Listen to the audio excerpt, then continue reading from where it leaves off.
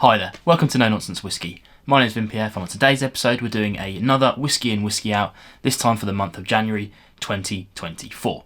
As always, I'll be doing the chapters below, so if you want to skip ahead to the Whisky outs so you can see my kind of roundup reviews of those, then fine. If you want to see the whiskies in, they'll be down below as well. And of course, in the description below are links to all of the reviews to these and some coming soons before I've managed to do those reviews. But yeah, you can always check back and see if I've done the review a bit later on if you're interested in those. But of course, the reviews will be coming out in between these Whisky and Whisky outs anyway, so make sure you go and check those out.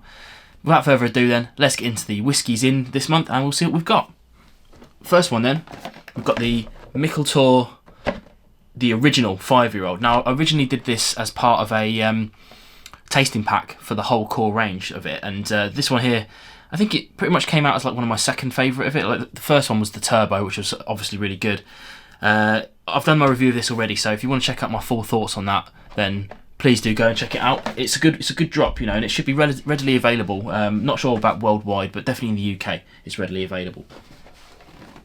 Now we've got this little bad boy, the Glenglassaugh Portsoy. Now, I bought this actually in December, straight after I did a live stream with Roy, Agravite. We did a blind tasting. This one came out as top of the pile for me, so I found a cheaper website to buy it from, but to my detriment, it ended up taking me like 20 days to get to me. Obviously, Christmas was included in that a little bit. A few, I don't want to badmouth the shop, but it was I had to ring them in the end, which I know to a lot of people is normal behaviour, but for me it's not. I don't really like talking on the phone, so I DM'd them, I emailed them, all silence, and finally had to ring them for them to tell me that they actually didn't have their stock yet. This was a good 2 weeks after I purchased it, so yeah, not ideal. Again, I'm not here to badmouth a shop, so I'm not going to tell you who that is, but it was a shame. But I do have it now finally, and now it's crept into my January Whisky and Whisky out. But I'm looking forward to reviewing that because that's a blinder of a whiskey, that is. Okay, moving on then. We've got, this is the Big Lie, and this comes to us from Cask Share. I'm not going to go into this too much because obviously I'll review it eventually. But I love the idea of this because it's all to take the mick out of the government a little bit. Approved by Larry the Cat and Master Distiller Boris. So it's the perfect whiskey for your cabinet. I quite like the notion of it. It's presented quite nicely, 57%, and it's a Highland blend, which is apparently 9 years old. It's about 60 quid, so it's it's within that region. It's good ABV on that, so I enjoy it. But yeah, I'll do my full review of that fairly soon, actually. Next up then, and this one here, I mean, I can't believe I've even got this, to be honest. This here is another Cask Share. They were kind enough to send me these 2 bottles. This one here is part of their collective series. I'm going to go into Cask Share a little bit more. If you're watching on day of recording, it'll be tomorrow. This will be my review this week, so spoiler alert. But this is the Ardnamurchan 8-year-old, and I'm going to go into how Cask Share does their thing and why you should be interested in it. But this, I believe, Whiskey Base, this might just be one of the oldest Ardnamurchans available. I think there's a 9-year-old, and their website has a 10-year-old maturing right now that will be bottling probably next year, I guess. So you can jump in on that if you're an Ardnamurchan fan, like I apparently am. I've only ever owned 1 bottle of theirs, but apparently they make wonderful liquid no matter what they do, which is great. And this one's an 8-year-old and 57.7%, so it's not cheap. It's at 95 quid, but if you want to check out my review of that, keep an eye on the channel for that review this week. Alright, that's my whiskey in. Let's get onto the whiskey outs and we'll see what we killed off this month. Now, funnily enough, I'm going to do this one first. I killed off an Ardnamurchan this month as well, which is completely accidental. This is the cask strength AD02.22, 58.7%, absolute blinding whiskey. Really enjoyed this. I picked it up quite cheap, I think. I think their prices are going up, as you can see with something like that. Not sure of the actual age of this thing. I'm sure I could have found out, and I probably did know it, but it's gone from my head now. But it was it's really good, really good. If you haven't tried any Ardnamurchans yet, I recommend it. That said, I haven't actually tried, thinking about it, I haven't actually tried any non-cask strength Ardnamurchans, so they're obviously run a little bit cheaper, but I've never tried them, so I can't endorse that, but I imagine that they're pretty good, but I do like cask strength stuff. Next up then, we've got the Tomatin 12-year-old. This was a bit of an interesting one. Reviewed it quite favourably. It's all right as a general drinking whiskey. I have to say, towards the back end of it, I wasn't that interested in it. It just got a bit much of a muchness, if I'm being really honest. I don't want to say boring, but it was in that sort of realm.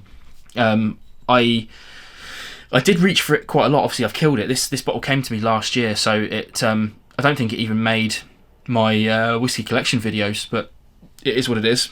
I enjoyed it for what it was, but I don't think I'd replace it even if I had the opportunity to. So it is what it is. Killing these firkins off at a rate of knots now. I've got one left, unfortunately. This one here is the Tiernick Tawny Port. You guys know about firkin by now, I'm sure you do. If you haven't, go and check out the reviews of all of these, because obviously I've reviewed them a while ago. I'm a big fan of what Firkin are doing. They've just released a rum, actually, which I need to get hold of to see if it's any good. But I would like to see them do some more stuff. Now, I know that they're 4 bottlings, so they have, like, the Rare, the 10, the Isla, and the I want to say 49. It's 49, maybe 47. I can't remember exactly off the top of my head. They're kind of like putting out new casks of those, and it's the rare ones that I really like, because they're all different ones. So I'd like to see them do some new stuff so that I can delve into it again. But yeah, I really enjoy Firkin whiskey. The price has creeped up a little bit, but I'm not surprised, to be honest, because they're making whiskey in a not very cheap way. Finally then, we have another Canmore. This is the 10-year-old Glenglassaugh, and I've said this many a times as well. I've got a few more of these to cover, but the one thing that's always surprised me about Canmore is that they've managed to turn me back onto distilleries that I thought I didn't like. And like, this one's a great example. Glenglassaugh. I've tried loads of Glenglassaugh in my time, and they've ranged from not too bad to didn't like that at all, and they've never been good to my palate. So to actually get one and try one that I really liked was quite interesting. It made me think maybe I should be trying some more single cask IB stuff from those guys. And so basically a good thing is to never write off a distillery. Try some independent bottlings by distilleries that you've tried and maybe disliked. So it's worth doing, I think. But for me, that was good. All of these Canmores run a little bit high on price, but if you get to try them as samples at something, at a festival or whatnot, like I did, then I think you'll be interested in them, because they're making good liquid, or at least you know what I mean by making it. They're putting out bottles of good quality, I think. There you go, nice quick one. This one, nice even one as well. So no changes to the actual weight of the shelves. But again, if you're watching this for this long, make sure you go and check out the links in the description below. There's some cool things in there, including a link to my whiskey base profile. Happy to make friends with you on that if you want to check it out. And you can see my collection ebbing and flowing as I go through, because you can see, generally speaking, this tends to be the norm, 4-ish in, 4-ish out. So my collection is always roughly at the same sort of level, about that 100 bottles. Despite me wanting to improve that, I should probably just drink a little bit less whiskey, but that's not what we're here for. Yeah, I'm here to enjoy my whiskey. So yeah, make sure you connect with me on that, and obviously go and check out the other links below as well. And of course, finally, hit the like button and go and check out all my reviews in between these videos, because they're the ones that really do help. But thank you very much for watching, and I'll see you again on more videos soon. Cheers.